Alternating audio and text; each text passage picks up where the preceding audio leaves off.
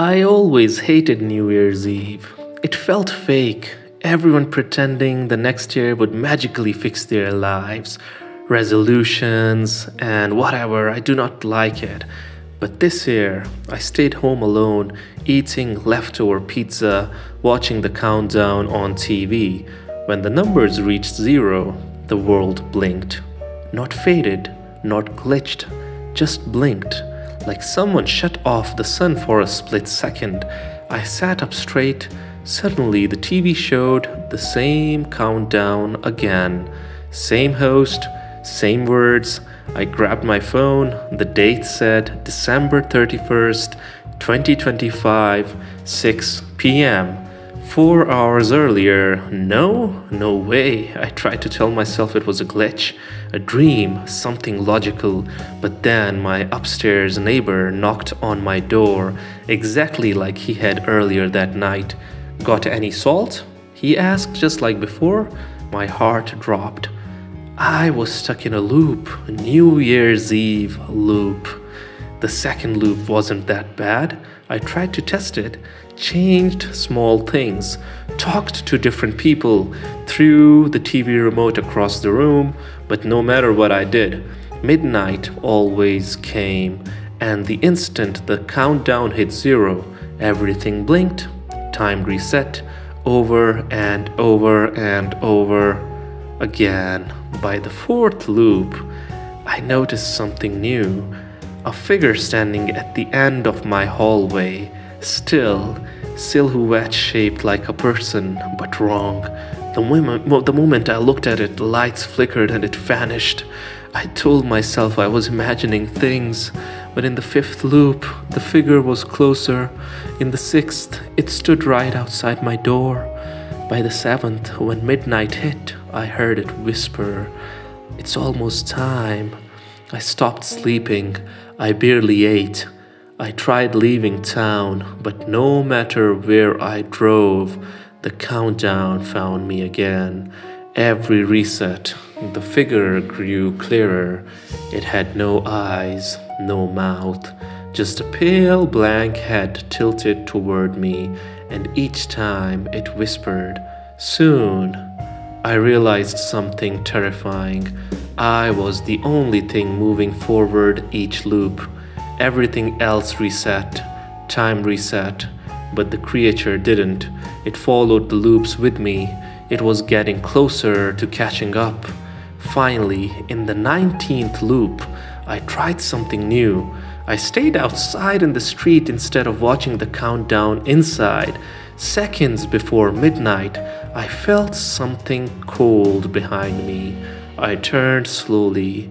The creature stood inches away, its blank face stretched into a shape like a smile. Was it the end?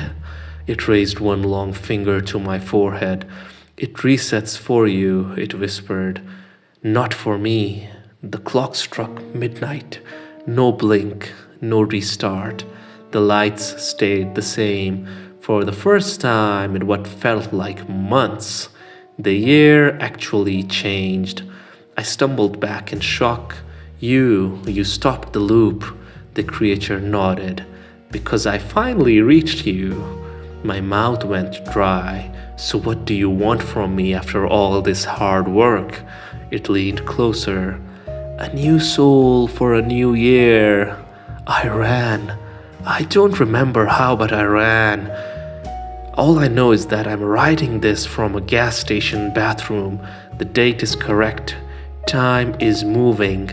But outside the small window, I see a shadow standing under the streetlight. It is waiting. It knows this year is mine. Please, someone help me, because you might be next. This creature, it doesn't stop. It creates this New Year's Eve loop every year until it grabs a soul. So, if you do not help me, you'll be next. And it also knows, folks, that next year doesn't belong to me. I'll keep on running. Please, someone help me. It is following. For your own sakes, please, please help me. This is my New Year's resolution for 2026 to survive the creature of death. I wasn't planning to celebrate New Year's Eve that year. Honestly, I hadn't celebrated anything in a long time. I worked, slept, repeated. That was my cycle.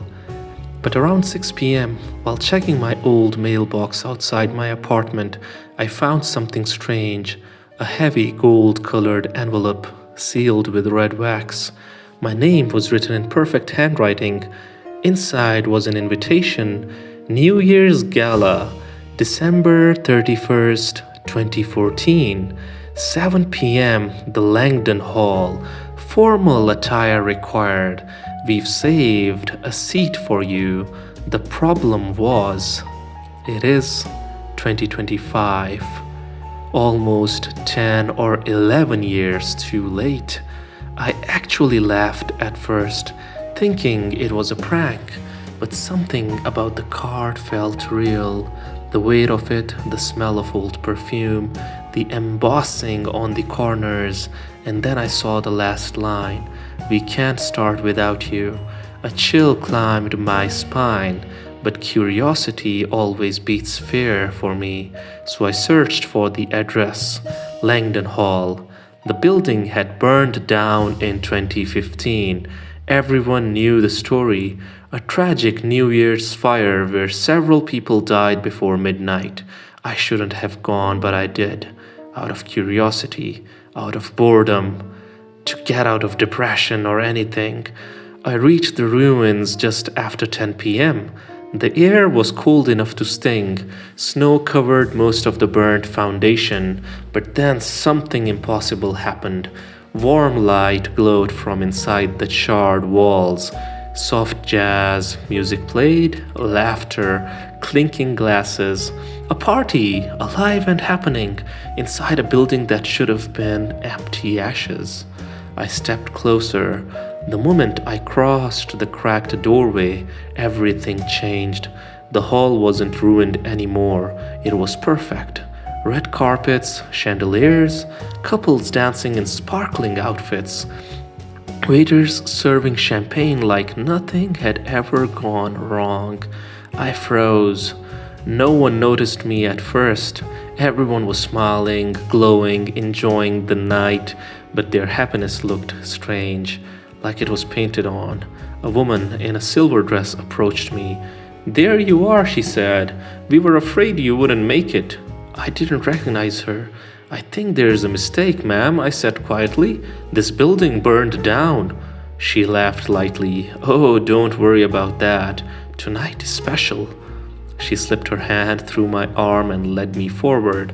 The party grew louder. Music older than me, dances I didn't know, people dressed like they walked out of another decade. When they finally noticed me, something changed in their eyes. Their smiles froze. Their faces stiffened. A few whispered, "He came. He actually came. After all these years." My heartbeat sped up. At 11:50 p.m., the music stopped. Everyone turned to the stage where an older man in a bright red suit stepped forward. He lifted a glass. "Tonight marks 10 years since our celebration was interrupted," he said. "But now, our final guest has arrived." Everyone cheered and looked straight at me. I stepped back. "What do you mean, final guest?" The man smiled sadly. "You were supposed to be here that night," he said. "In 2015, when the fire happened." My chest tightened. I didn't even know about this place back then. "Oh, but you did," he said softly. "You were invited, but you never showed." The crowd murmured. "You escaped fate," he continued, "but you cannot escape fate. We didn't, so you should not." I shook my head fast. "No, this is not real." The walls flickered. For a second, I saw the building as it truly was, burned, broken black. Then it shifted back to the party. You kept us waiting, the man said. 10 whole years. I turned to run, but the doors were gone. A woman grabbed my arm. Her perfect face melted for a moment, revealing short skin beneath. "We can't start the new year without you," she whispered. Everyone began counting. 10. The chandeliers flickered, faces twisted, burned, smoke rising from their hair. 9. The floor cracked open, glowing orange. 8. Flames crawled up the curtains that weren't really there. 7. Hands grabbed me, burned, melted hands. 6. I screamed. 5. It is your turn. 4. You owe us. 3. You belonged here. 2. With us. 1. Everything exploded into fire. And then I thought I was gone, but no. I woke up. Outside the ruins, covered in ash, the snow melted around me in a perfect circle. In my hand was the invitation, but now the date was changed. New Year's Gala, December 31st, 2025. I don't know what will happen if I go back. Should I go back? I really don't know what will happen. Should I?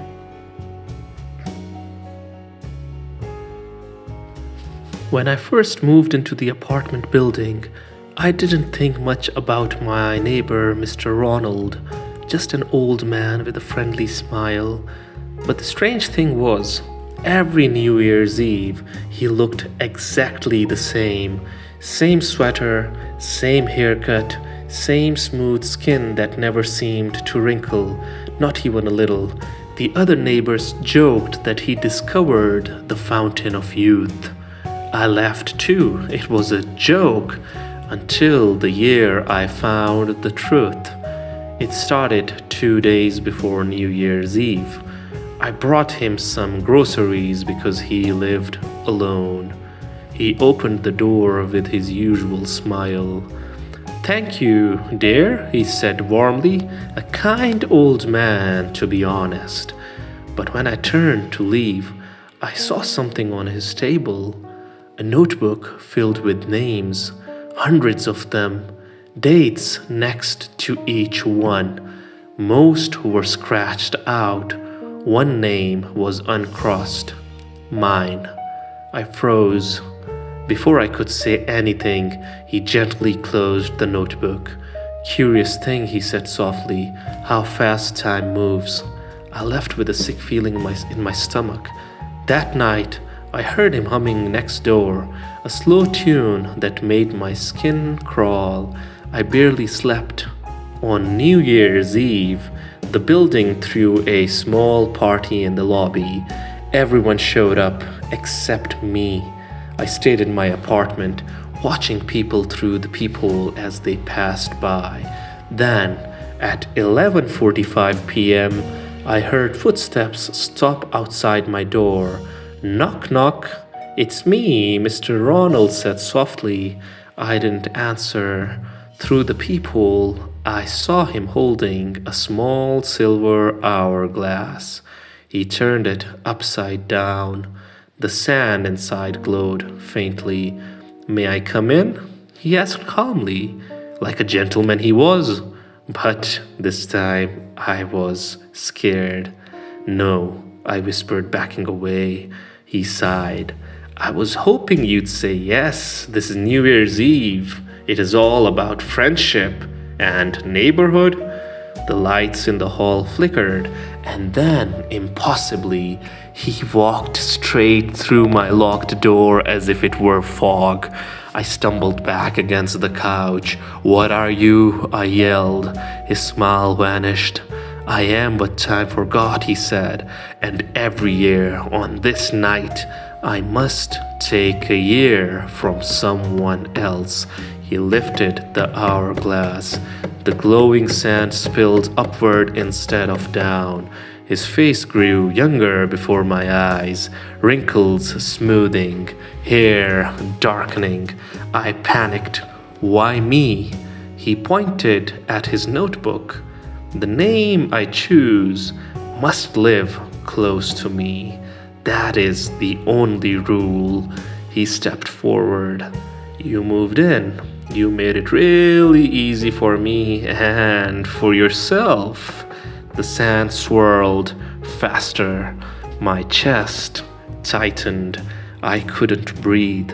My fingers went numb as if someone were pulling time out of me like strings. But then something happened. Something he didn't expect. The electricity cut out. Total darkness. And the hourglass stopped glowing. Mr. Ronald gasped, collapsing to his knees. No, no, not now, he whispered. The building generator kicked in. Lights flickered back on. His face aged rapidly, decades in seconds. Wrinkles tore across his skin. His hair turned white, then gray, then thin like a skeleton. He dropped the hourglass. It shattered. He screamed like anything. You don't understand. Time must be fed. I grabbed a metal lamp and swung it at him with everything I had. The moment the lamp hit him, he crumbled. Not like a person, like dust, like time itself. Gray powder spread across the carpet where he stood. The room fell silent. All that remained of him was the broken hourglass and his notebook, still open to my name. It has been 2 months since then. The apartment next door is empty, but sometimes at night I hear humming the same tune, and once I woke up with a handful of glowing sand on my pillow. The calendar beside my bed had changed. One day crossed out on its own. Some part of him isn't gone. That part is inside me. And now I am the time. I will never get older, waiting every year for New Year's Eve. So beware, I have that notebook. The next name might be yours.